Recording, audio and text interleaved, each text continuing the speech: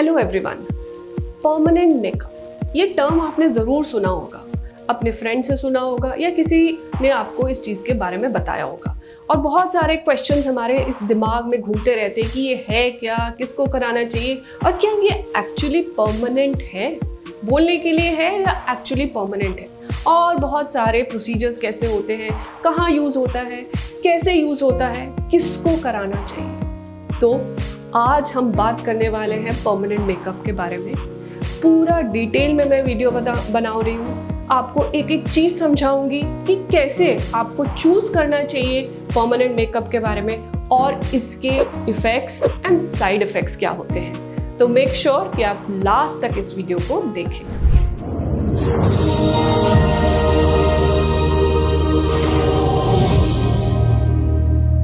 अब permanent makeup है क्या? परमानेंट मेकअप एक टैटूइंग टेक्निक है। इसके अंदर जो पिगमेंट है वो आपकी स्किन के अंदर डिलीवर किया जाता है। अब ये कहाँ कहाँ यूज़ होता है? परमानेंट मेकअप के बहुत सारे यूजेस हैं।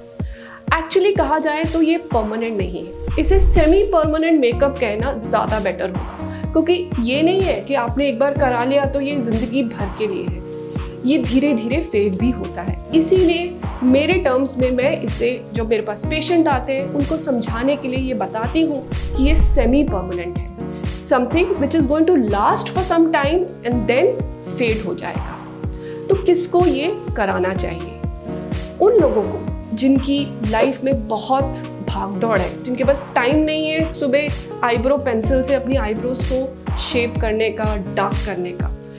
उन लोगों के लिए जिनको काजल या आईलाइनर रोज लगाने में टाइम लगता है और उनके पास ये टाइम नहीं है, उन लोगों को, या जिनके ट्रीटमेंट्स हो चुके हैं लिप लाइटनिंग के और वो काम नहीं किए हैं, डार्क लिप्स में एक बहुत बड़ी प्रॉब्लम है, वहाँ पर भी ये कैमोफ्लेज यानी कि कवर अप टेक्निक यूज़ की जा सकती है to give you a good tint on your lips. फिर आते हैं एलोपेशिया के केसेस, वो केसेस जहाँ पर या तो यूनिवर्सल पूरा लॉस हो गया हेयर का, वहाँ पर हम एक इल्यूजन क्रिएट करते हैं सेमी परमानेंट मेकअप से, जिसको हम SMP भी कहते हैं, और आपको हेयर डेंसिटी का लुक देते हैं।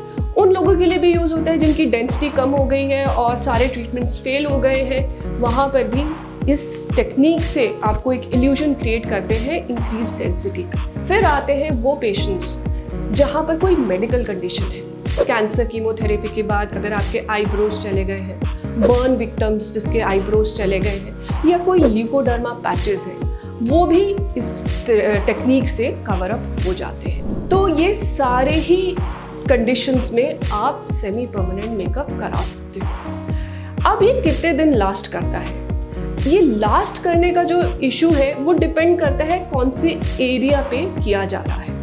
जैसे कि आईब्रोज वगैरह काफ़ी लंबा लास्ट करते हैं, 8 से 10 साल भी लास्ट करते हैं। जो SMP है हेड के लिए, वो भी बहुत टाइम तक लास्ट कर सकता है, 5 से 6 साल भी। आपके आईलाइनर और काजल ये भी बहुत लंबा लास्ट कर सकते हैं। लेकिन जो लिप कलर्स हैं वो यूजुअली कम लास्ट करते हैं, about 6 months to a year depending on the patient. तो ये वेरिएशन आपको ध्यान रखनी चाहिए जब आप इस ट्रीटमेंट को चूज कर रहे हैं, ठीक है। अब प्रोसीजर कैसे होता है? प्रोसीजर एक बहुत सिंपल टेक्निक है। आपका जिस भी एरिया का है वो आपके जो डॉक्टर है उसको मार्क करेंगे, उसकी एक ड्राइंग बनाएंगे। फॉर एग्जांपल अगर हम आईब्रोज कर रहे हैं तो वो शेपिंग करके आपको ओके कराएंगे कि ये आपके फेस पे सूट कर रहे हैं या नहीं। कोई स्टैंडर्ड टेम्पलेट्स नहीं होते, हर फेस अलग होता है, हर फेस पे एक डिफरेंट लुक चाहिए होती है। तो आपके डॉक्टर जो भी ये काम कर रहे हैं वो आपको एक टेम्पलेट बना के चेक कराएंगे। अगर हम हेयर पे काम कर रहे हैं तो हम एलोपेशिया केसेस में प्रॉपर एक हेयर लाइन बना के आगे पीछे साइड पेशेंट को चेक कराते हैं। जब तक आप कंफर्टेबल नहीं हो तब तक प्रोसीजर नहीं किया जाता। जब ये ओके हो जाता है, एरिया को नम करते हैं और एक मशीन से टैटू का जो पिगमेंट होता है वो स्किन में डिलीवर हो जाता है। उसके बाद आपको यूजुअली 3 सिटिंग्स चाहिए होती है at the gap of 1 week to 10 days to get the final result. एक सिटिंग में प्रोसीजर्स नहीं होते हैं और ना ही कराने चाहिए, ठीक है। अब अगर आपको यूजुअली आफ्टर केयर बहुत सिंपल रहती है, एक एंटीबायोटिक क्रीम हम पेशेंट को देते हैं लगाने के लिए, और 24 to 48 आवर्स तक माइल्ड स्वेलिंग रहती है। जब लिप्स का केस होता है वहाँ स्वेलिंग ज़्यादा देर तक रहती है। तो आप प्रोसीजर्स को ऐसे प्लान करिए जब आपको वर्क से छुट्टी है या वीकेंड्स है, ताकि आप 2-3 दिन के बाद आराम से अपने ऑफिस में जा सकें। बाकी मोस्टली ये प्रोसीजर्स बहुत सेफ होते हैं एंड जो रिजल्ट्स हैं वो आपको इमीडिएटली दिखते हैं, लेकिन जो फाइनल रिजल्ट है वो आपको 3rd सिटिंग के बाद दिखता है।